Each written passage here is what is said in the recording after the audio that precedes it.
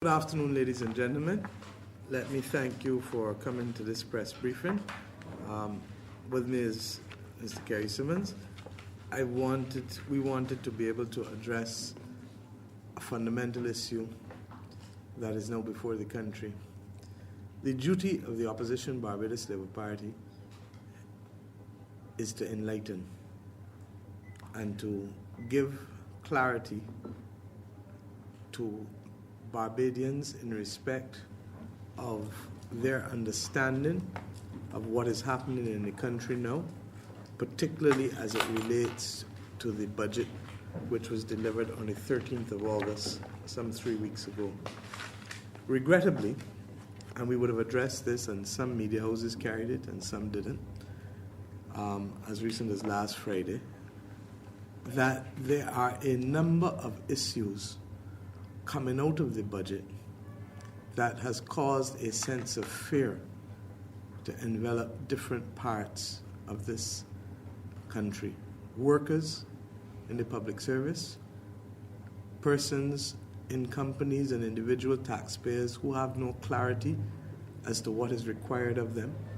And the one sure thing that we must deal with is to create a mood of confidence based on clear measures such that people know with clarity what is expected of them in terms of payments, particularly in relation to taxation, and what may befall them in terms of their employment and their circumstances. This is not an academic issue. This is an issue that relates to the capacity of people to sustain their families and their livelihood.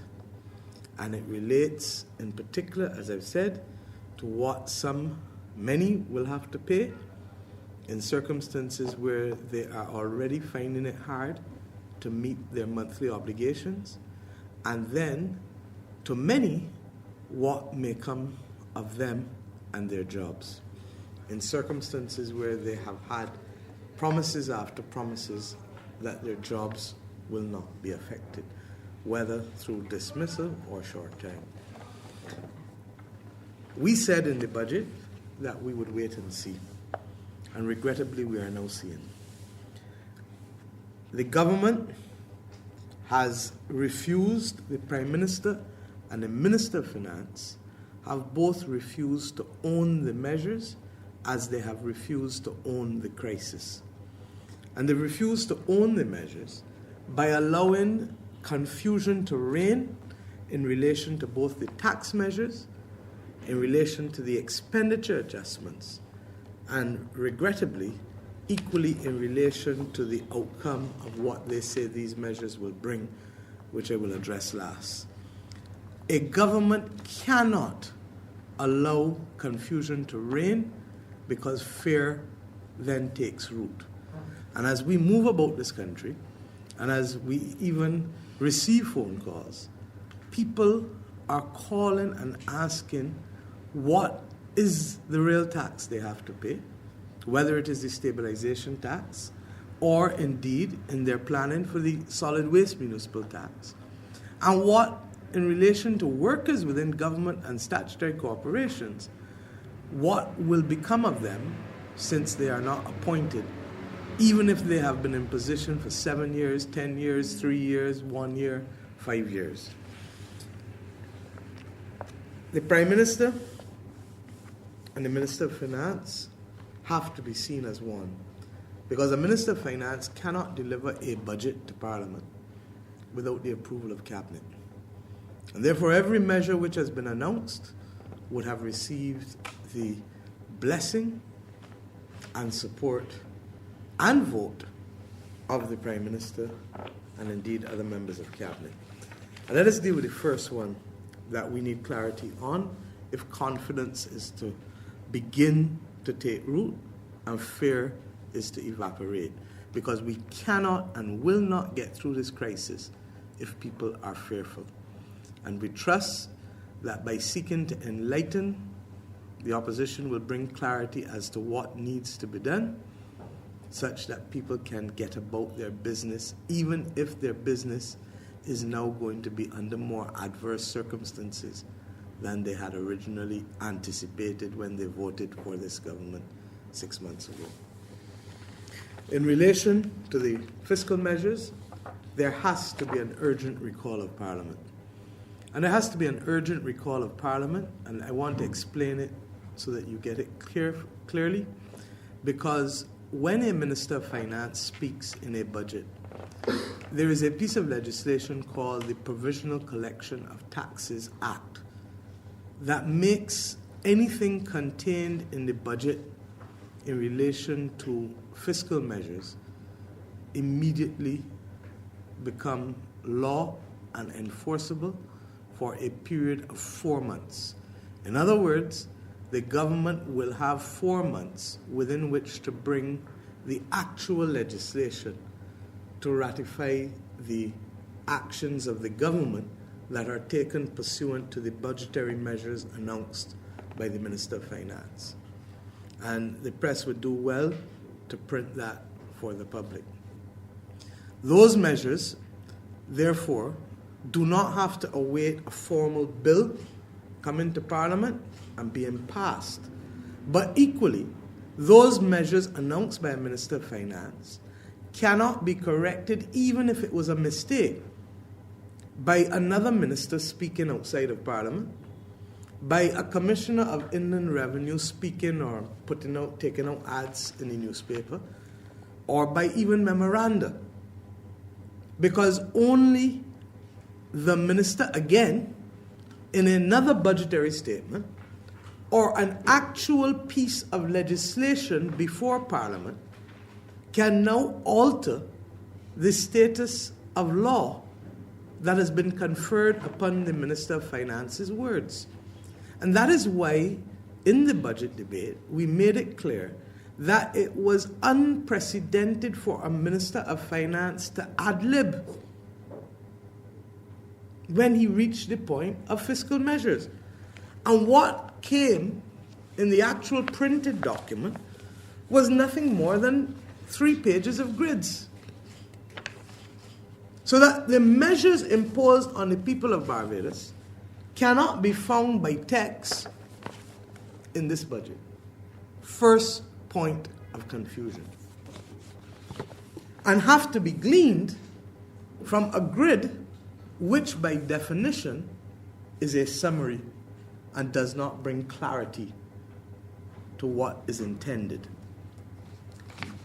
We took the trouble of transcribing the words of the Minister of Finance as he ad-libbed these fiscal measures.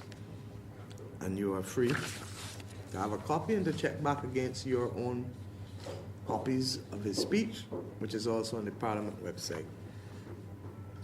And let me deal first with the most immediate one, which is the temporary fiscal consolidation tax. The temporary fiscal consolidation tax was announced by the Minister of Finance. In his words, is reflected here only in a matter of 25 words or less as a summary and a timeline and estimated revenue to be collected. What did he actually say? Simply that there will be a temporary fiscal consolidation tax, as we call it, on gross incomes of persons earning $50,000 and above, to be applied as follows. And he sets out rates which are fundamentally different from the rates now given by the Commissioner of Inland Revenue in a full-page ad in the Barbados Advocate last Wednesday on the 28th of August. The Minister, for example, has percentages of 200,000 and over at 2.5%. The Commissioner of Inland Revenue has them at 2%. The Minister, and you may take a picture of the two to see the difference. The Minister has revenue tax measures of 3.5% for anything over 200,000. The Commissioner of Inland Revenue has it at 3%. So not only is the rate wrong, however, there's a difference between the Minister of Finance and the Commissioner of Inland Revenue on the rate of tax to be charged this month. Not in October after Parliament reconvenes on the 15th of October, but in the month of September.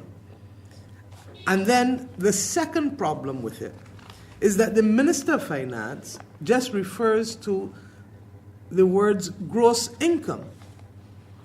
But there is no separate statutory framework for the collection of a consolidation tax in Barbados. And therefore, the minister ought to have defined the base upon which that tax would be applicable. In other words, what am I taxing? He says gross income, but gross income has not been defined either by the minister in his text, in his words, nor is it defined in any known legislation, because it's not defined in the Income Tax Act. This is not an income tax. And if we can recall what transpired in 1991, the then Prime Minister, Sir Lloyd Sandiford, would have had to introduce a separate Stabilization Tax Act, which is what this consolidation tax is, but only by different name. And in that piece of legislation introduced by Prime Minister Sandiford, gross income was separately defined. Are you with me so far? So that there is no statutory framework, there is no attempt to define gross income.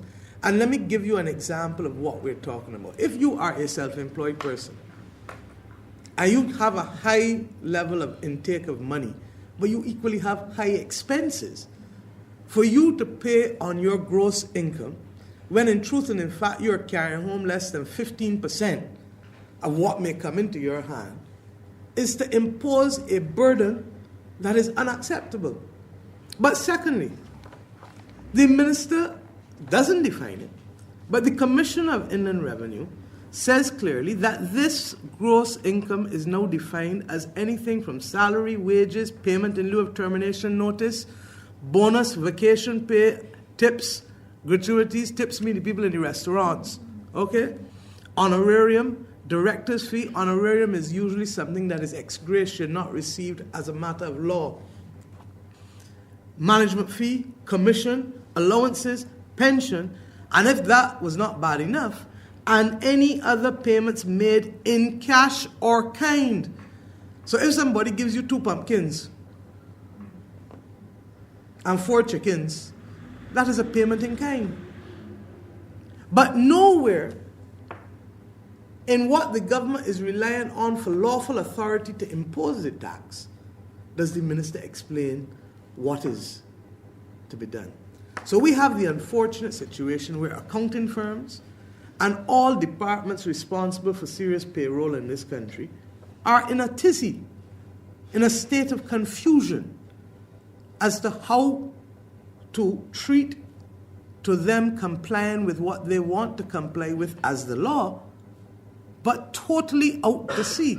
Do we follow the law, which is the minister's rates, or do we follow the lesser amounts by the Commissioner of Inland Revenue, even though it has no force of law, and hope that because it's lesser, that nobody's going to impose it? Do we apply it to every single form of income in cash or in kind, even if it is cost of sales, as a self-employed person or as a small firm? How is it to be done? Now, this is not to be, and the nonsense of the presentation gets worse because you really need clarity of date even to start a tax. But in every single initiative in this grid, you don't have clarity of date. The only one I think you have a clarity of date on is the VAT reductions. So September. So we are assuming that it was September 1 from which the income was accrued. In other words, you are paying tax on income that is accrued from September 1 and not August 15th. We assume that in the absence of more, which is even a big assumption for us to make.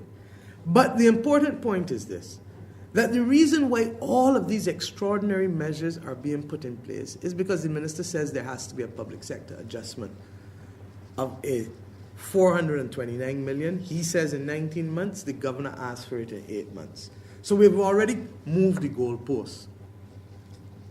But now, having moved it, we are at risk of people not knowing how and what to pay because of the lack of clarity from a government. The only thing that can cause this country to continue to go further down is a greater loss of confidence.